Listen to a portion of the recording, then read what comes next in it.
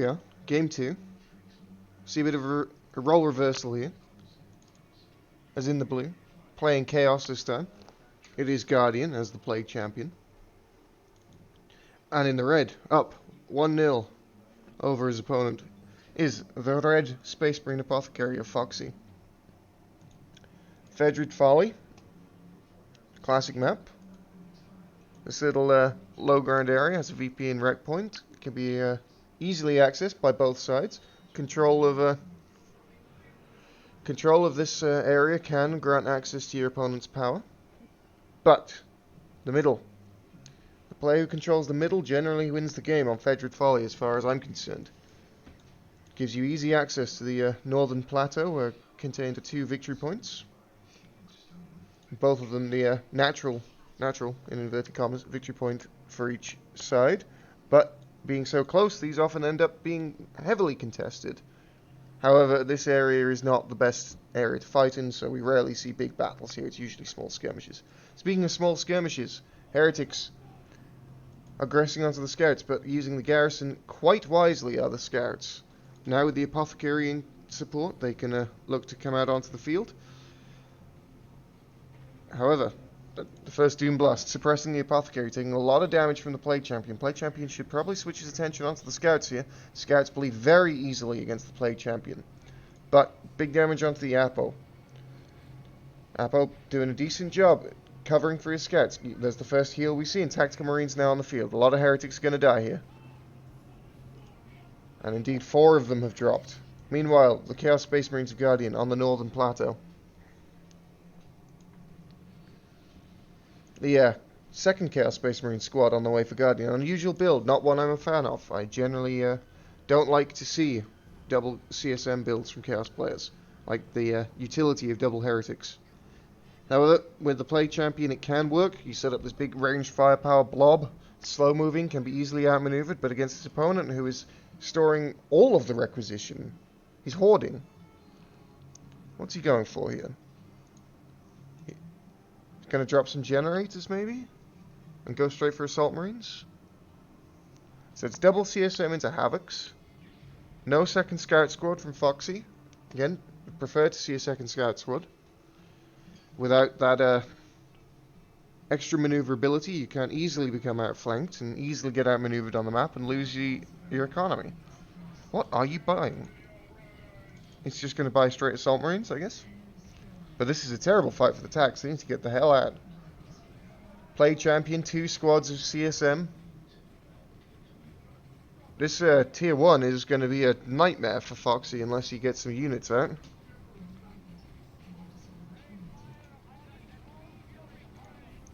He could be buying units, not buying units. Sir. Units are good. Massive amounts of damage onto the CSM squad here, fighting the Tactical Marines and the Scouts in heavy cover. Tactical Marines getting healed up, but CSM moving in, and it is Assault Marines from Foxy. Could have bought those a little while ago, honestly. Apo has to retreat. Tax have to retreat. Map control firmly in favor of Guardian now. Only losing a single Chaos Space Marine. Didn't bleed his opponent at all, but... And again, lost his power to the Scouts, I guess, early on. Did not reclaim that. Has noted this power, however, but he will be behind on power quite significantly. Capping up the middle, that's a word. Capturing the middle now is the Chaos player. Whilst with the fresh Assault Marines on the field, looking to engage onto the CSM. Havocs are set up, but this is a shot blocker. They can't actually engage here. This is not a good position for the Havocs to be in. They're not going to be able to shoot through this debris here. The Havocs have been spotted. ASM biding their time.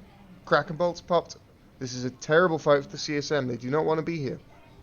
This is not a good position at all. The Havocs have not been able to fire a single shot. Doom Blast. As the Assault Marines engage, Havoc's setting back up, but will be immediately engaged again by the Assault Marines. The Apothecary has the Armor of Purity, which increases his health regen. and gives him a shorter cooldown on heal. Heretics being absolutely shredded by Tactical Marines, and Assault Marines giving chase to the Havocs. Havocs losing a model to the bolt pistols of the Assault Marines, and we still don't have power. Wait, power up here in the northeast. The natural power has still not been capped by Guardian. Foxy's Apothecary, level 2, has to be forced off. Flame attacks on the way. Foxy, seeing there's no power here, must presume that his opponent has power in the northeast, and will be heading over there with a flamethrower to break it. However, Guardian is savvy to this. He knows that he has to defend this power at all costs. Double Eternal War CSM, massively expensive tier 1 build from Guardian here. Very immobile, but has a big punch if he can get a connection. Looking to set up to defend his power farm. We have a unit of Chaos Space Marines flanking. We have a unit of Chaos Space Marines looking to defend. Greedy here from Foxy, going for the node instead of the generators. He's not going to be able to decap this. Not straight away, at least. The Havocs are set up in a better position now, but the Assault Marines are able to engage. We have Tactical Marines and the Apothecary in a big melee slug fight against double Eternal War CSM. These Tactical Marines leveled up? Not quite. They will level up soon if they get one more CSM model, but they didn't. Assault Marines retreating. Where are the Scouts? Scouts are capping in the mid. So, Guardian able to hold his power for the cost of only the node and a Chaos Space Marine. But the tech advantage is in for Foxy. Foxy having more requisition than God at the moment. Might look to be dropping or creating a second Tactical Marine squad, upgrading to Stern Guard veterans. Foxy's done a really good job with a very small squad count. The Havocs have been completely impotent so far, and the Eternal War CSM much the same. Eternal War increases the damage of the CSM by 20%, but it is massively expensive. Not always worth it. In fact, I would say against Space Marines, usually not worth it. Quite like to see it versus like Orcs or Imperial Guard or Eldar, because that extra 20% makes the CSM able to bleed their Guardians, Shooters, and Guardsmen more easily, but against Space Marines, even with Eternal War, you're still going to lose the ranged fight to a Tactical Marine squad with Kraken Bolts. Plasma Devs on the field for Foxy. I get the feeling that Foxy is more of a team game player than a 1v1 player. All of his choices so far have been very much more team game focused. Scouts have no business being in this fight. They're not achieving anything.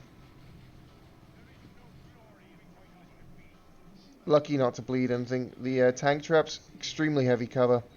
And Guardian has failed to defend his power. It shall now be decapped. And we're going to see a similar situation to Game 1, I feel, where Foxy just out-techs, outlasts. However, good news for Guardian, the Bile Spewer. A flame-throwing weapon, very good at destroying buildings. So a full power bash will be had by Guardian. This is better than what we saw in Game 1, where the power was lost by Guardian and nothing was lost by Foxy. At least Guardian is depriving his opponent of some resources, although the farm that Guardian built has now been claimed by the Space Marines. We have a slight victory point lead for the blue player. 411 to 339, with a double cap about to be in place for red.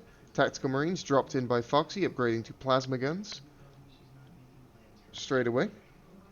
Again, Foxy has so much requisition.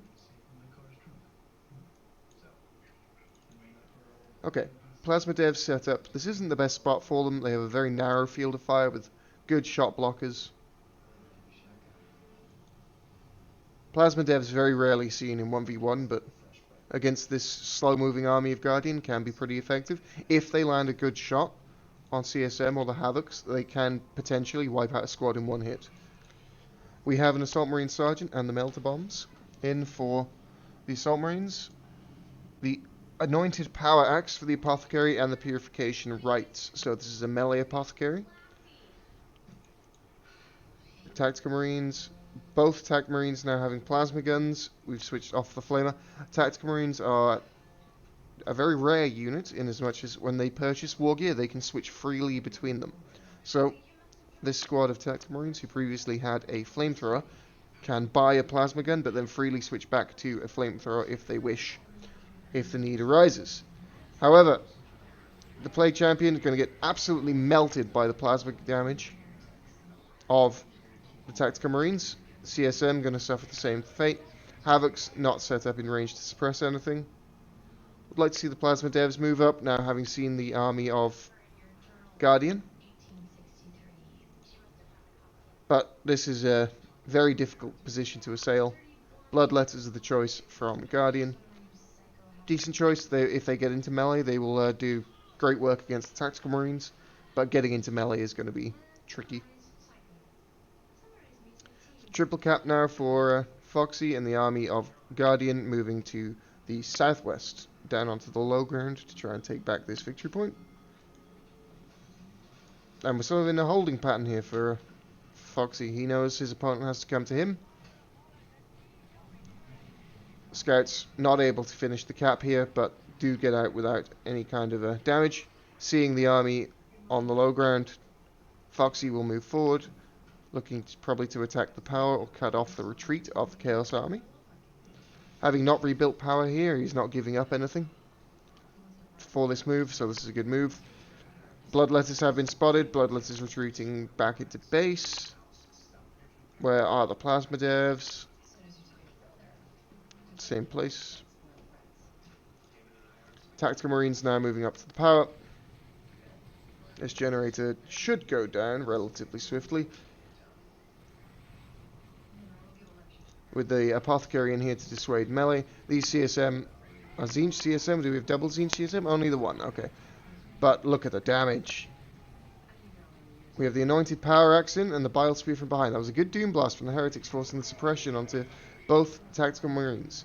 But we lost a Chaos Space Marine. The Apothecary with his Power Axe will make quick work of the Heretics. Assault Marines, where are you? Nowhere nearby. Bloodletters.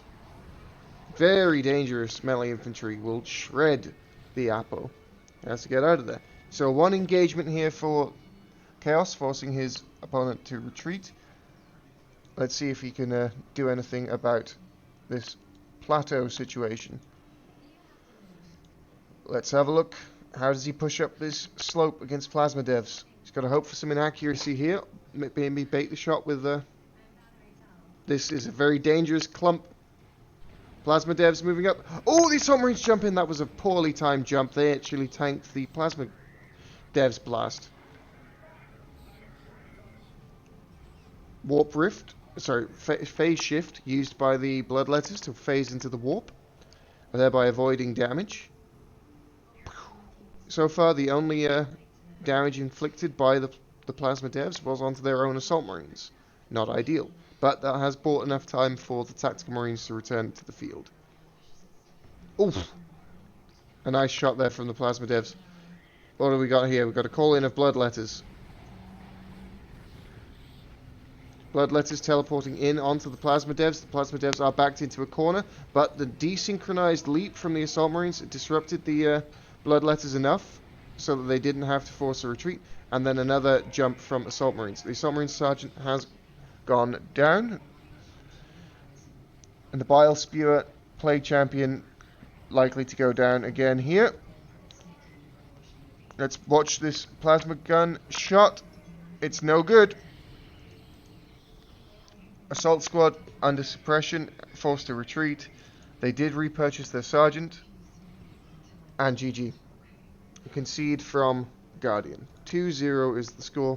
Not exactly a close series, but well played to both players. We'll see what we have up next.